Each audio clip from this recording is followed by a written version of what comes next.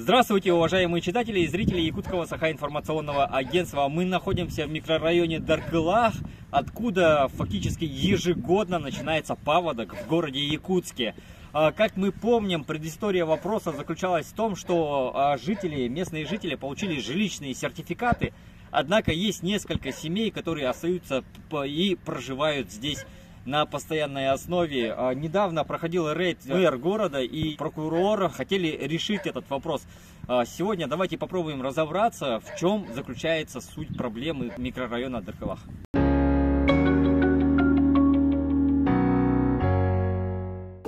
Я уже занимаюсь более 15 лет Даркылахом. Вот видите, дом вот сгорел. Там прописано более 10 человек. Люди никогда не проживали. Просто купили этот домик, хозяин умер, его и все, они прописались с документами, все, никогда не проживали. Вот 12-й дом, хозяин тоже умер. Живут неизвестные люди, никогда не достучишься, не допросишься. Следующий дом вот там, Мишкиреев Коля, тоже умер. Дом стоит. Там дальше ГЖСные дома стоят. Вот так они всю дорогу и стоят. Фактически здесь зимой проживают 9 семей.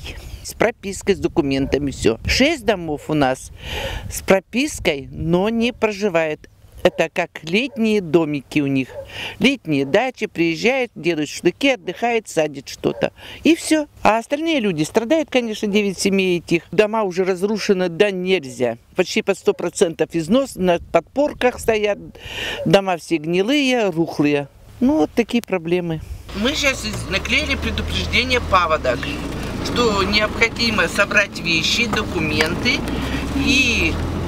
Если будет ЧС объявлен, чтобы они прошли регистрацию на ПТУ-16. Адрес указан, чтобы пройти обязательно регистрацию прошли они. Еще памятка такая.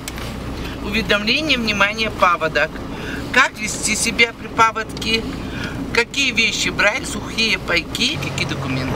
Ну, это рассчитано на абсолютно всех жителей, даже конечно, которые не прописаны? Конечно, на всех. Потому что ПВР принимается, кто попал в зону подтопления, все. Одна из типичных ситуаций, вот один из домов, он был сгоревший, и каким-то чудом в прошлом году здесь прописался товарищ один. Откуда он прописался, как это вообще было позволено, да, это тоже определенные вопросы. Здесь закрытая зона, здесь нельзя уже прописываться, потому что тут все топит, и дом абсолютно сгоревший, и здесь прописан человек и требует от администрации города, чтобы выделили квартиру за то, что он здесь прописан. И главное, сгоревшем в доме вот так прописали. Интересная тоже ситуация, на улице написано объявление о том, что здесь купят участки, хотя этот сам дом, он вроде как самозахвачен, то есть никаких документов, никакого обоснования здесь проживать нету. Однако торговля идет полным ходом. В принципе, летом здесь очень хорошо растет картошка, рыбалка, купалка, все на свете. Но сами понимаете, что когда топит фактически каждый сезон, и власти против того, чтобы здесь заселялись, вот такие вот объявления, они, конечно, тоже очень интересно.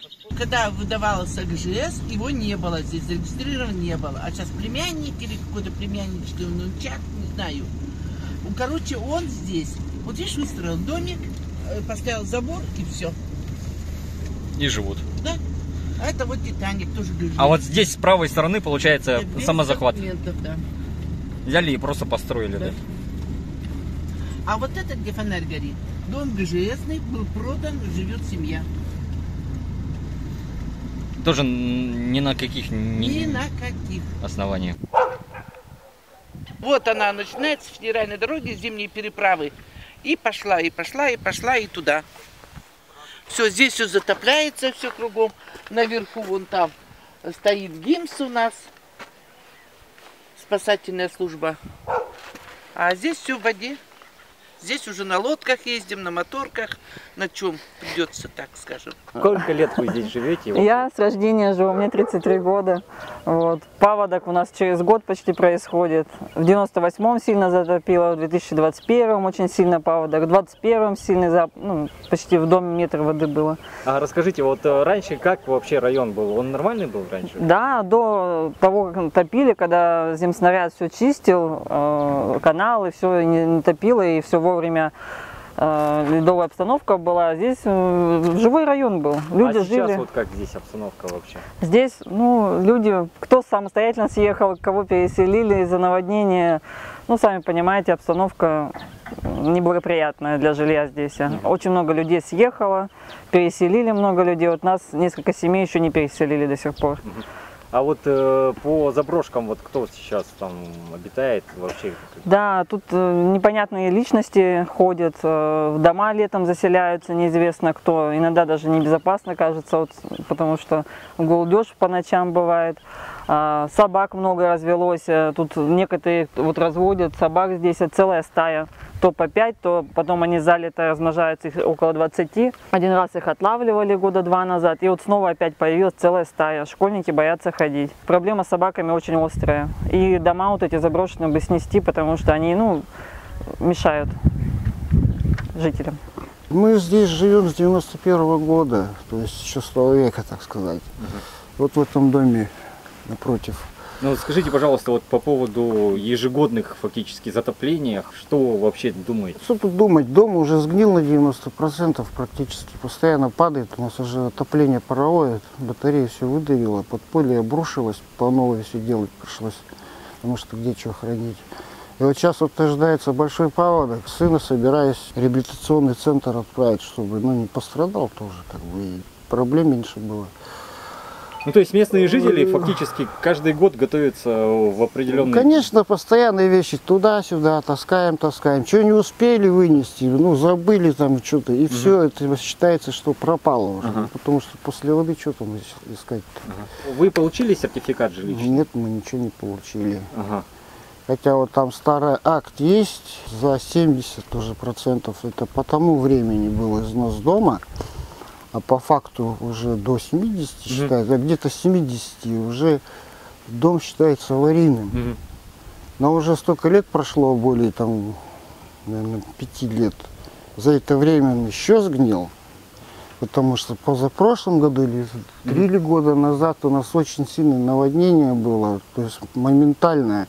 У нас такой урон был, что вообще, А скажите, пожалуйста, вы вообще хотите переехать или что-то? Ну, конечно, сколько можно таскаться вот так вот, постоянно переживать за что-то, терять имущество.